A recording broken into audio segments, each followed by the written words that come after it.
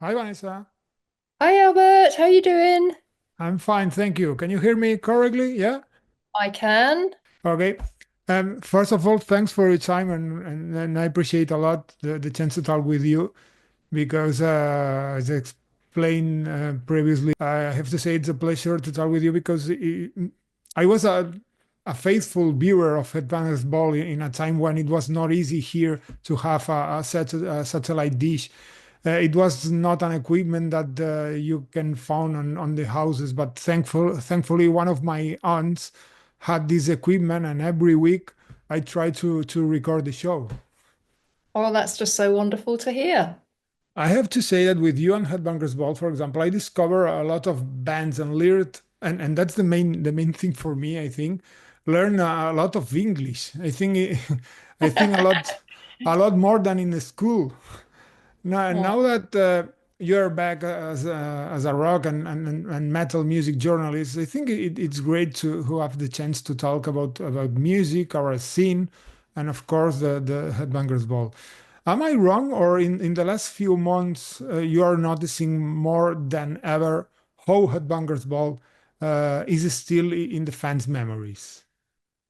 absolutely. I've sort of noticed over, I guess, the last few years actually that a lot of the old editions of Headbangers Ball have been digitized and are on YouTube. And, once you start looking at Mm. one, then the algorithm offers you lots more. And I was coming across things that I'd actually completely forgotten about because they were like 30 years ago. And then I suddenly saw a clip appear and I watched it and thought, oh yeah, I remember that. So yes, YouTube has definitely given Headbangers Ball a kind of new lease of life, if you like, and that's kind of gone hand in hand with me launching my YouTube channel and so many comments on my videos from people saying similar things to what you said, Albert, about how they waited up every Sunday evening to watch it or they taped it and it helped them to find new bands and new music. And,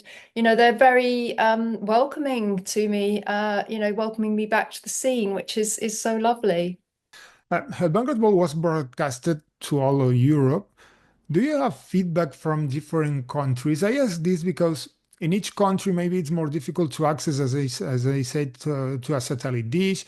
Non-English speakers countries, maybe it's more difficult people to understand. Do you have this feedback from different parts of the continent? We did indeed. It was quite interesting because it didn't have much coverage in the UK at all. So I could go to gigs in the UK and nobody would really recognize me. But then when I went to Germany or the Netherlands or Scandinavia, where it had a much higher level of coverage, then, I remember walking into a hotel in Germany, which I hadn't actually booked into. And I'd booked a hotel somewhere else, and when I got there, I didn't like it at all. And so I walked across the road to this other hotel, which I preferred the look of. And I went up to the desk, and the clerk said, "Oh, good evening, Miss Warwick." And I was like, "What?" And that was kind of when I realized. And also, just walking down the street, I got recognized, and going to a lot of the big European rock festivals as well. I got recognized, but then when I came home, nobody really recognized me at all. So it was kind of strange, but kind of nice. I remember your coverage. It's true because I remember covering different festivals in Europe, as you mentioned, Dynamo, and a special with the Skid Row in Italy. Could be in Italy. Yes, I think that's right. Yes, and I also did a kind of report with Skid Row in Paris, where we Mm. went kind of behind the scenes with them, and that was hilarious. But I think that was when I was the assistant producer and I wasn't actually on camera, but I was there behind the scenes. But yeah, I mean, I've been to all the major European rock festivals, and most of them are still going, which is very good to see. And obviously, I've been to a lot of the UK rock festivals as well, like Donington Monsters of Rock, which Mm. obviously is no more, and now Download and um, Yeah, I've been to a lot of festivals, or actually all over the world, including Monsters of Rock in South America. By the way, I can imagine trying to film an special of Skid Row with Sebastian, with their jokes, their games. In that time, Sebastian it's like a little child playing with everywhere with every person that meets. It's incredible with that time.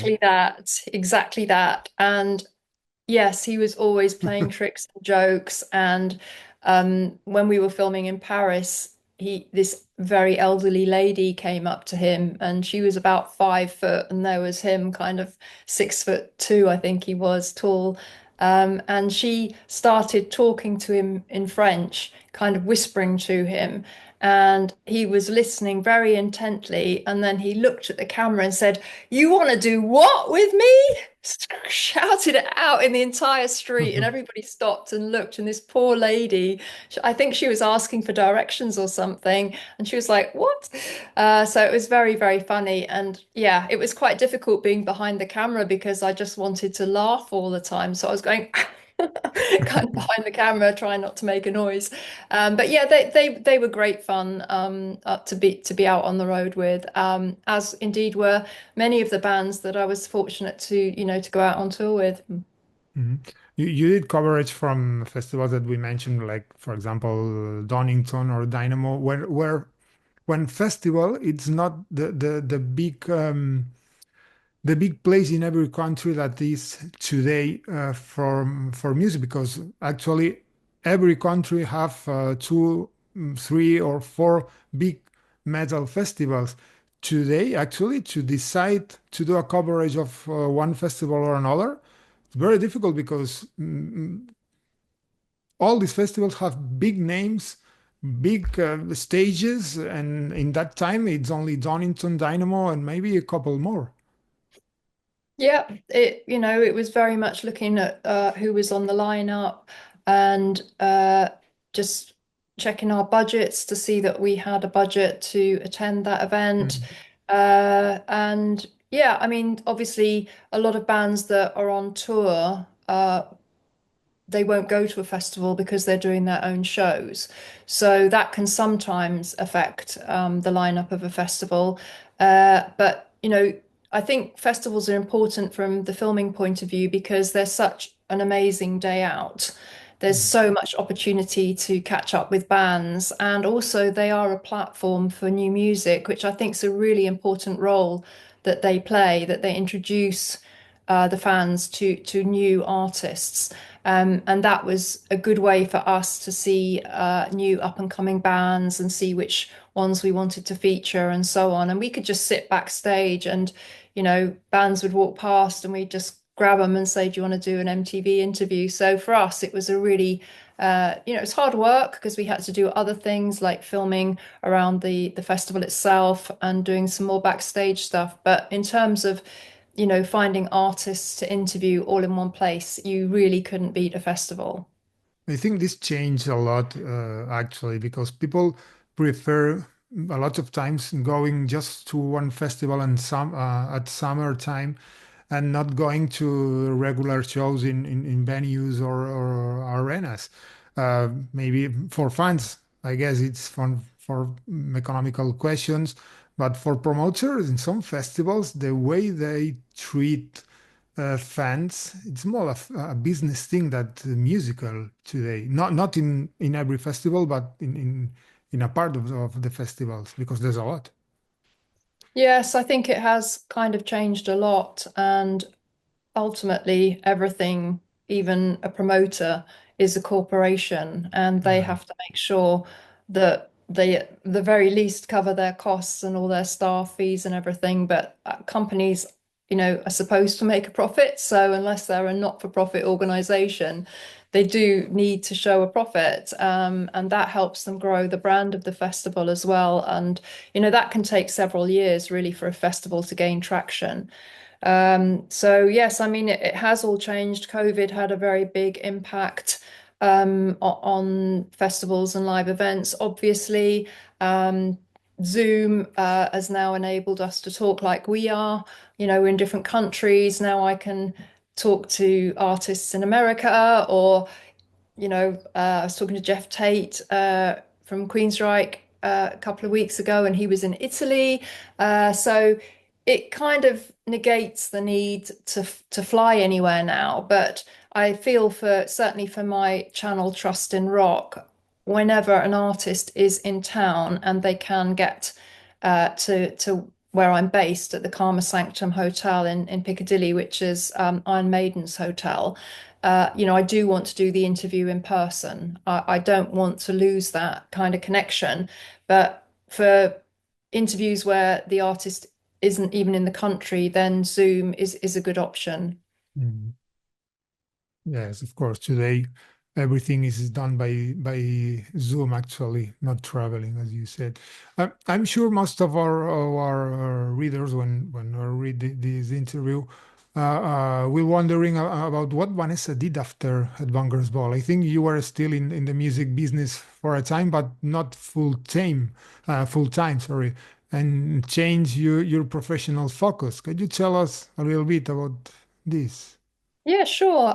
When Headbangers Ball was essentially cancelled, I had no notice at all. It came like a bolt out of the blue, and it was literally, sorry, your show's cancelled. Bye bye. And essentially, I went home and I sulked in my pajamas for about 6 months, wondering what I was going to do. And I applied for thousands of jobs, but I had a very unique position at MTV, which would be hard to find something similar. And then the phone rang, and it was a friend of mine from a record company. And she said, "Oh, Vanessa, are you free? Because we've got a new artist coming over. It's not a metal or rock band, but I think you'd be a really good person to get involved with this. Would you like to go to Miami and meet him?" And I was like, "Okay, who's that?" And it turned out to be Ricky Martin. And he Wow. was just coming over from Latin America to start his European, pop superstar campaign. So I ended up working with Ricky for a good period, helping to introduce him to European audiences. And that was a great thing to do because I got to, continue traveling and being creative and working behind the scenes. And then that just led to other things. And essentially, I ended up directing music videos. I did Motorhead's video for God Save the Queen. I did a video for Luciano Pavarotti, nothing to do with heavy metal. I directed concerts. I did a Motorhead's 25th anniversary concert at Brixton Academy, and I did other video production work for artists like Coldplay, Kylie Minogue, Madonna, Dido, some Wow. quite big names, but not necessarily to do with rock. But the skills that I had working with rock and metal artists are transferable.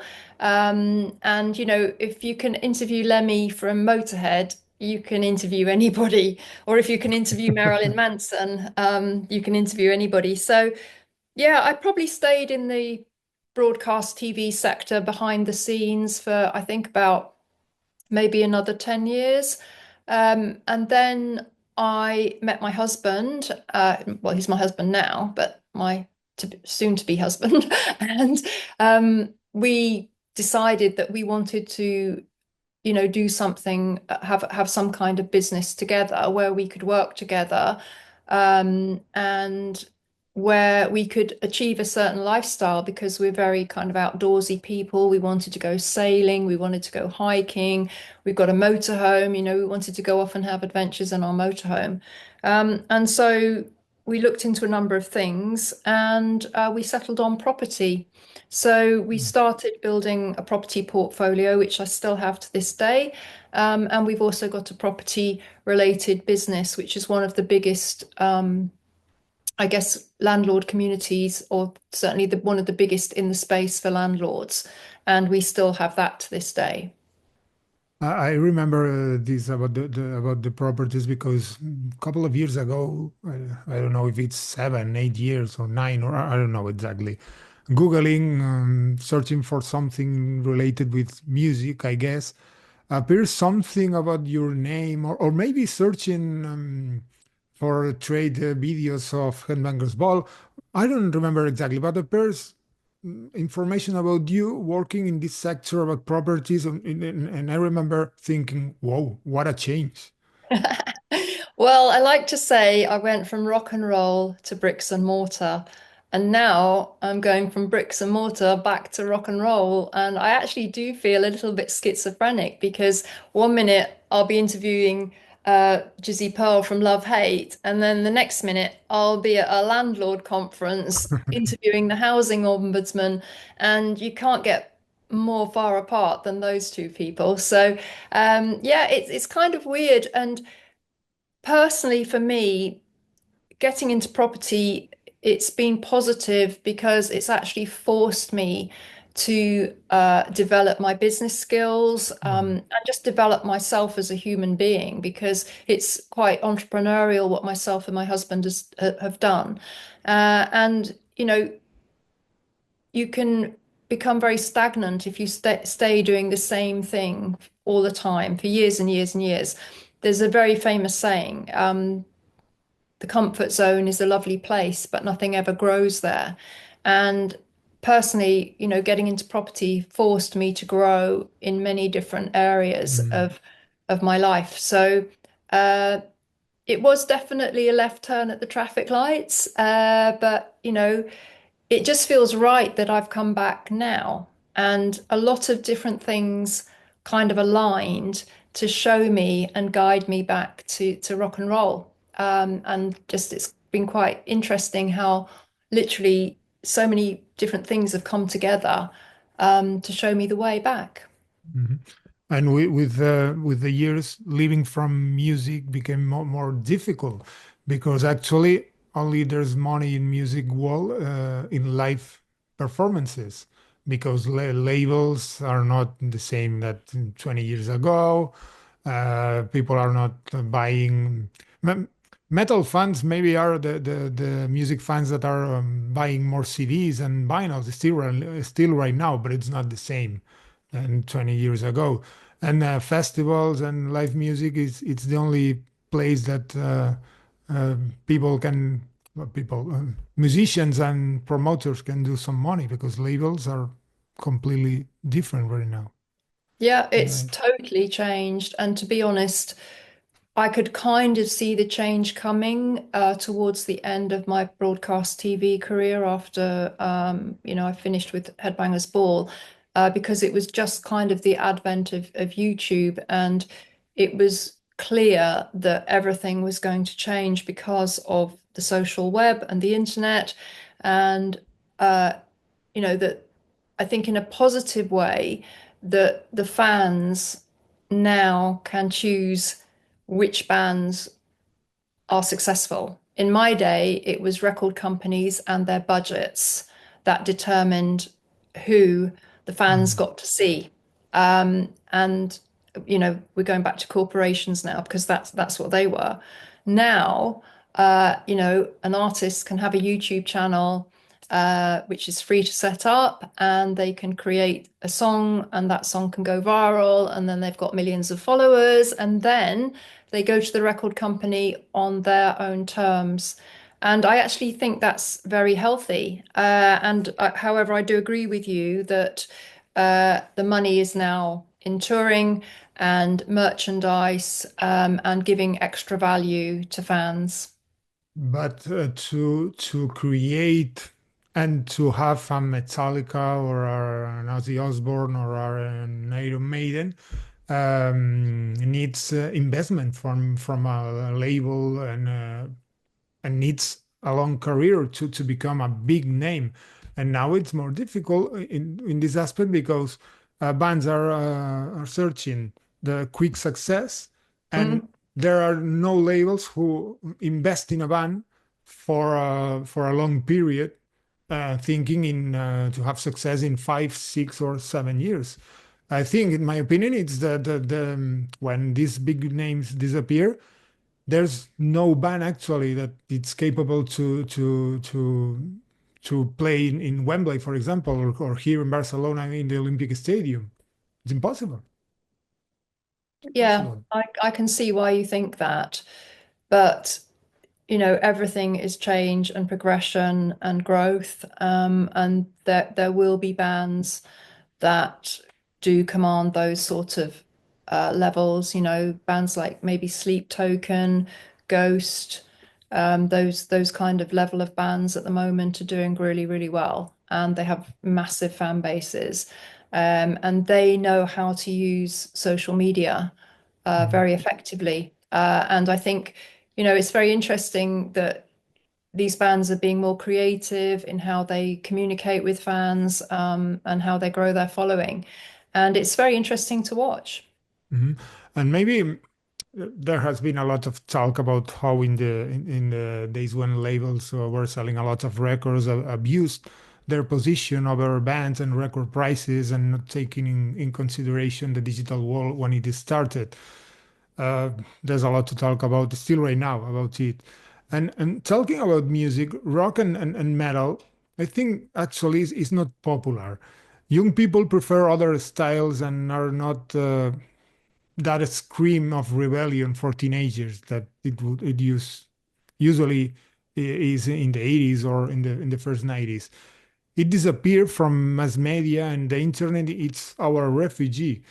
What do you think? Simply society changes? Rock is not capable of adapting to the times and to be relevant for young people. I say because I work every day with teenagers, and every, I don't know, 100 teenagers, maybe one or two are metalheads. Hmm. Well, it's an interesting question, and I don't really have the answer, but other than that, everything goes in cycles, and things that went away will come back, maybe in a different form. And people will always tune in to the authenticity of rock music. Mhm. And that is why there will always be a place for it because it comes from the heart. And it's very often born out of pain or sadness or suffering, and or loneliness. And every one of us feels those emotions at some point in our life. Maybe, it will be older teenagers that start to pick up on rock music. They certainly have access to it via the internet, and maybe they'll grow up, and grow into it. But I feel that rock music has its place and it has its time as well. And we're going into very troubled times at the moment, Mhm. and people look around for things that they can identify with that comfort them, where they feel that they can relate to something. And I think there's a lot of songs and lyrics and bands that really help people feel part of a community. And I don't think that will change. If anything, I think that's going to become, even more important.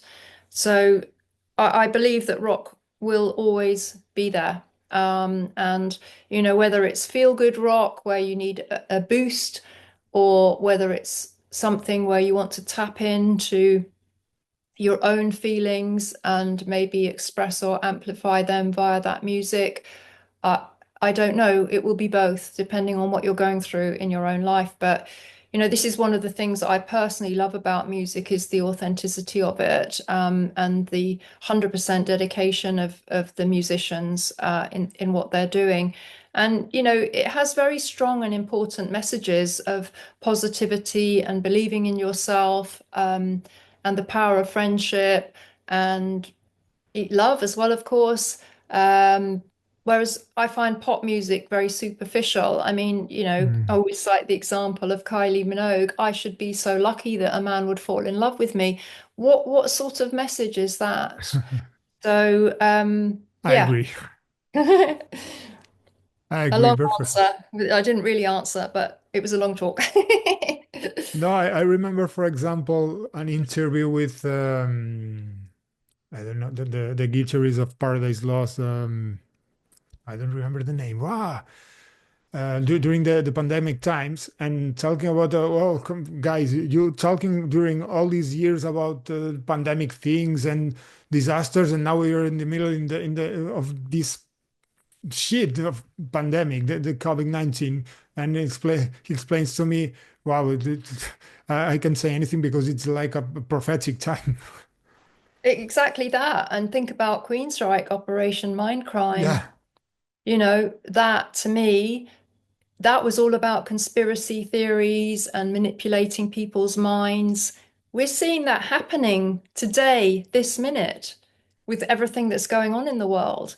And to be truthful, Albert, in my opinion, there's either music you like or music you don't like. And it's a very personal thing. And that music could be the latest hit released today to a track that you heard 40 years ago that you still love to this day. So everything about music is highly personal to the person listening. And, It, we're lucky that we have so many bands from what I call the Headbangers Ball golden era that are still going strong to this day, still producing very high quality music and live shows. And, they influence so many of the bands that have come through in the last, decade, 2 decades. So yeah, I think metal will always have a very strong, hardcore fan base.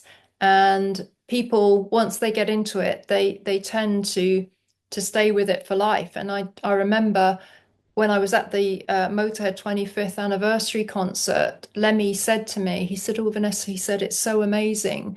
I look out in the audience and I see fans there with their children."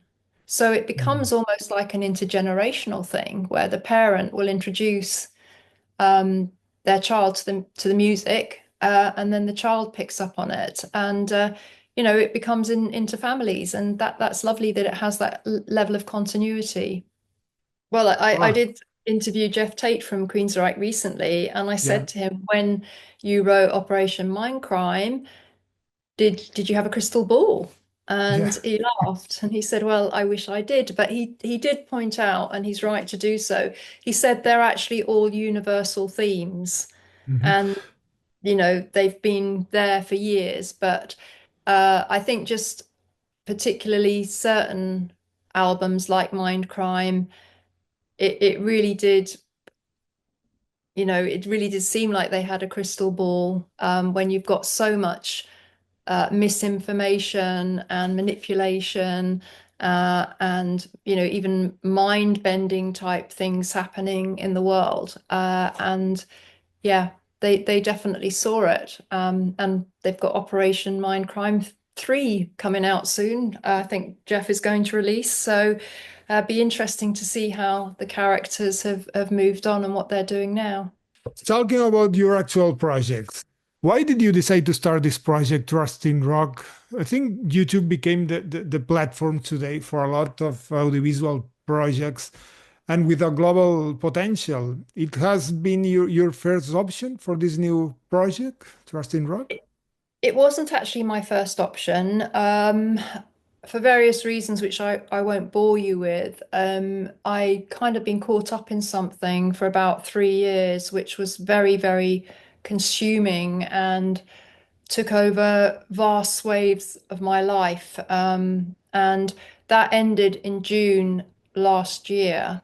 And shortly afterwards, and this is what I mean when I said earlier about the stars aligning, shortly after that, kind of when I suddenly had like a clear horizon, uh, Stax TV got in touch with me. They're a live streaming platform in the Baltics, and their executive producer said, "Vanessa, we'd love you to present a metal show for us. Will you consider it?" And I was like, wow, amazing. And I felt that I could only really do it if I had the support of my old producer at MTV, Sarah. who's a very dear friend of mine, yep, Sarah. And I really felt that I needed her support because I'd been away from the scene for a little while. So I called her up and told her about it. And she was like, "Go VW. Yeah, let's go. The band's back together." And, she was so full of excitement, and also she gave me a lot of confidence to come back because and indeed my husband did and a couple of other friends. And so I went back to Stax and I said, yeah, let's go for it. And we came up with the concept of a show called Heavy Metal Heydays. And it was basically live performances from all of the big bands of the kind of what I call the golden era of MTV, the 90s. And that ran for 8 episodes.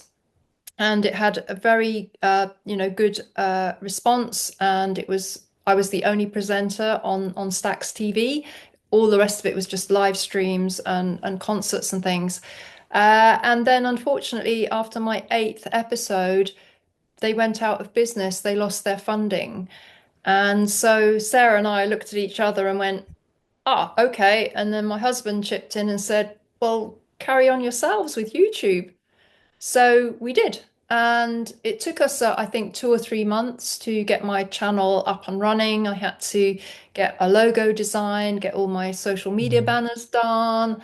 And Sarah booked my first guest, and it was Alice in Chains legend Jerry Cantrell. So I feel that I got off to a really flying start, and that I launched, I think it was in November last year. So it's still in its infancy, but I'm getting, a lot of comments, a lot of traction, a lot of views, and all of my metrics are going up, which is what you would want with a YouTube channel. And it's something that I want to develop Mhm. over the next few years. And, I have the interview show Rock Drop, which is like the in-depth interview. And I also have a segment called Metal Memory, which sometimes I do one of my own, but mostly I have my guests giving their sort of ultimate metal memory from their rock and roll life.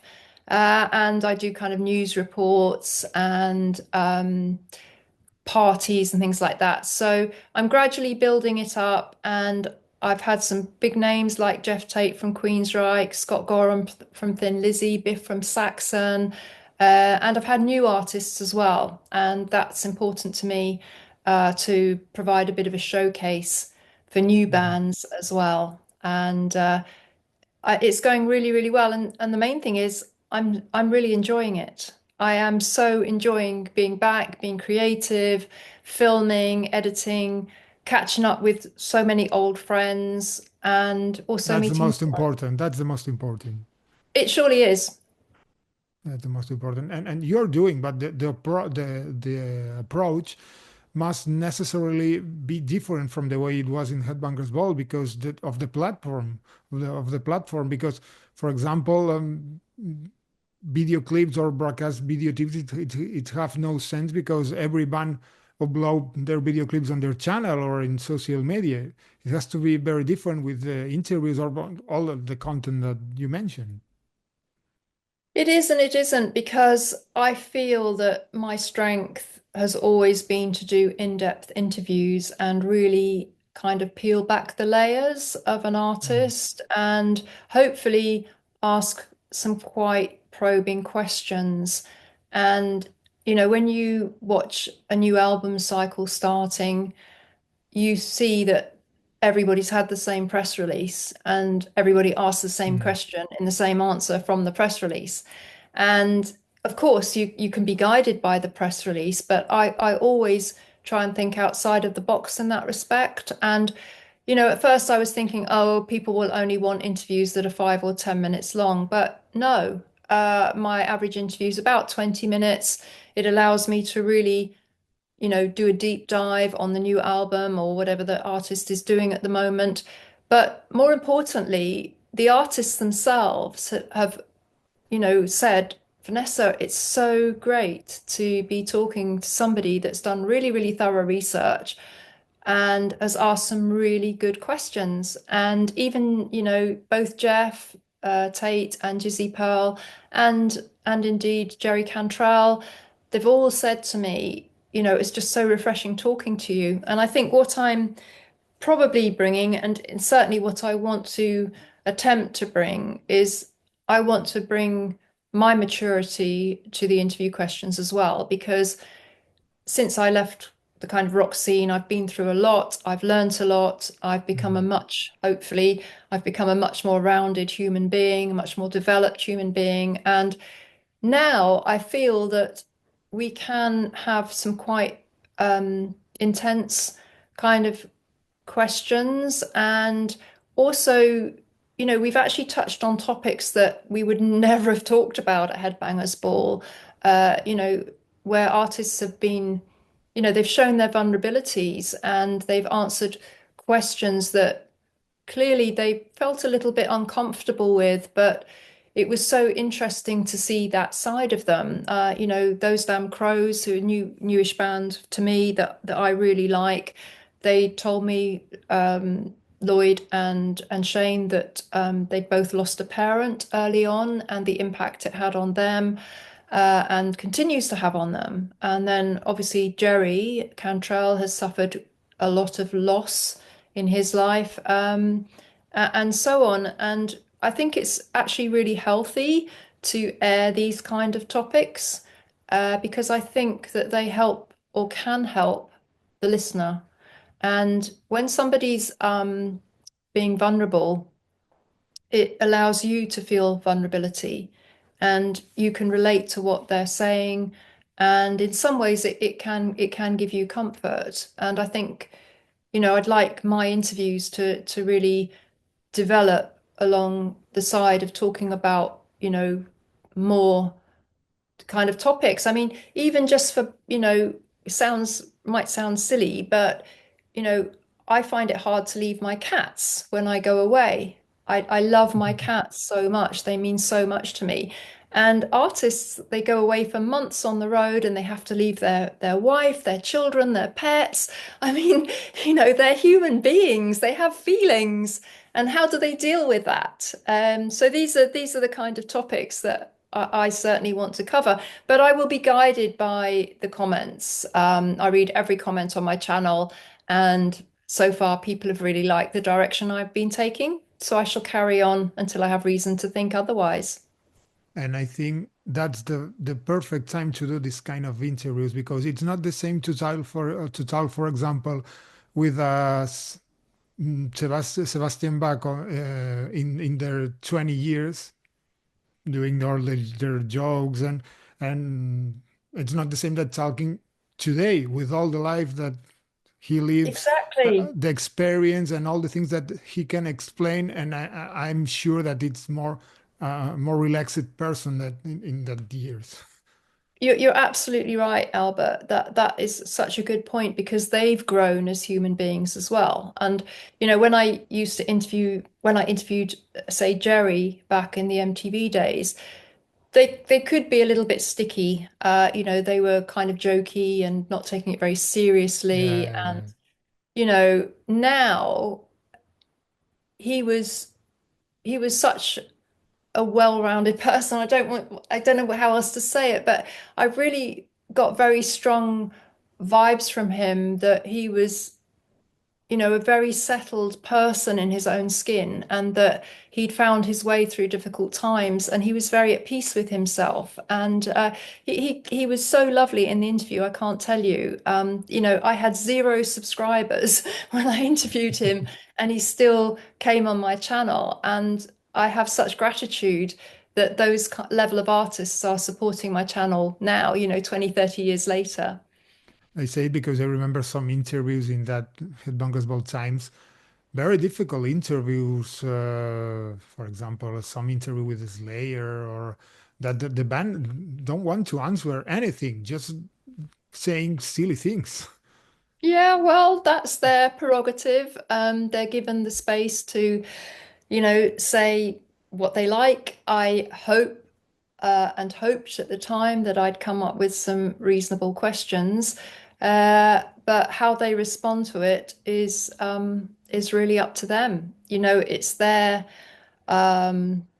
platform to do and say as they like. And I think there's extra kind of pressure now because everything that you do now is there online in perpetuity. My YouTube channel will be there long after I've Mm. left this planet. And likewise, all of the concerts that are recorded on mobile phones, uh, they're all going to be there in perpetuity. So I think people are under, artists are under way more scrutiny than they were. When I did MTV Headbangers Ball, it went out live, or you could record it on a VHS, but it didn't have the level of circulation that the social media gives now, where everybody can access everything if they know where to look. So, yeah, I think it's very interesting. And some artists welcome that and they embrace it and they make it work for them. And others don't feel so comfortable with it, which is understanding. And Mhm. there's nowhere to hide on the internet. People can say what they like about you. They can scrutinize you down to what you're wearing, how you look, and you just have to accept that that's how it is. And but again, I have to say I've not had any unpleasant comments on my channel so far. I'm sure I'll get some, but at the moment, I'm just so grateful that so many people have come out in support of me and said such lovely things and encouraged me. Mhm. So And there maybe is in good the sides to the internet as well. and maybe in this new chapter you can interview Debbie Harris finally. Finally. Well, wouldn't that be amazing? Yeah, she's somebody that I respect and admire a lot. So yes, I would love to interview her. And yeah, there's a few artists that I shall look forward to interviewing for the first time, and of course also, catching up with more of my old friends from MTV, like Machine Head and Cavalieras and well, it's sadly some, of course, are no Wow, longer with us, which is very sad as well. But Iron Maiden have been so lovely to me always, and Mhm. I'm using their hotel, the Karma Sanctum, as my studio. So Really? Wow. yeah, and I will get an interview with them at some point. I'm sure I will. And Def Leppard and other bands like that. I'll be talking to them for sure, hopefully. And who knows? Maybe I'll even get to the Black Sabbath gig in July, and that will just be like a total Headbangers Ball reunion. Yeah, it's crazy that gig. I think all the metal wall are completely mad with this gig. People here searching tickets. It's incredible. It's Oh, incredible. it sold out in 10 minutes. Yeah. It's just N- insane.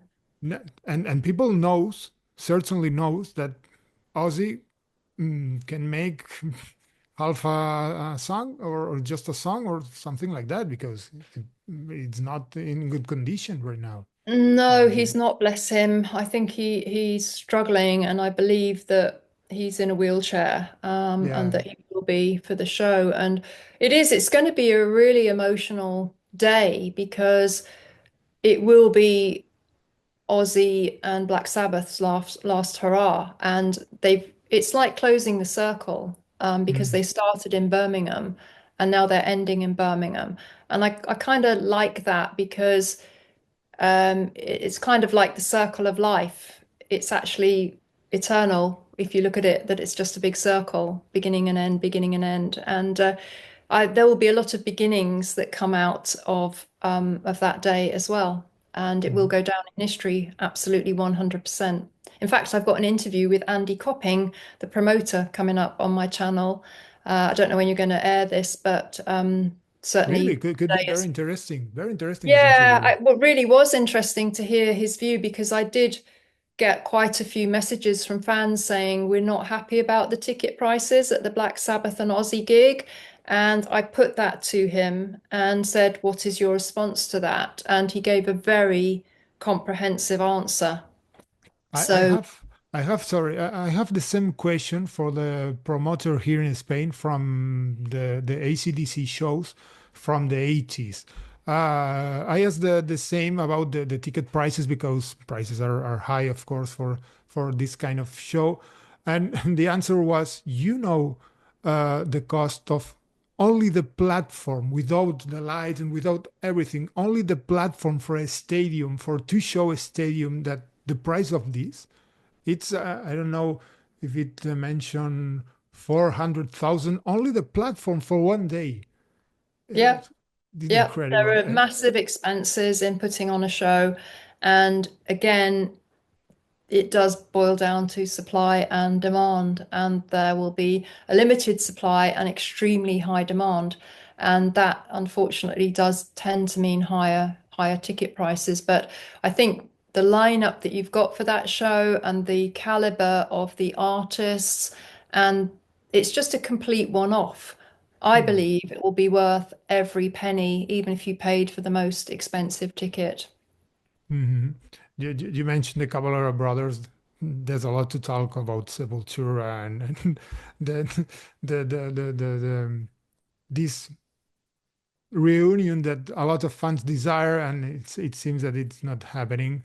And you gave a lot of support to the band, and I became a huge fan of the band because that era of Beneath the Remains, Arise, Chaos, JD, Roots, it's amazing, amazing, amazing. Yeah, Uh, incredible time for them, and they were just such lovely human beings.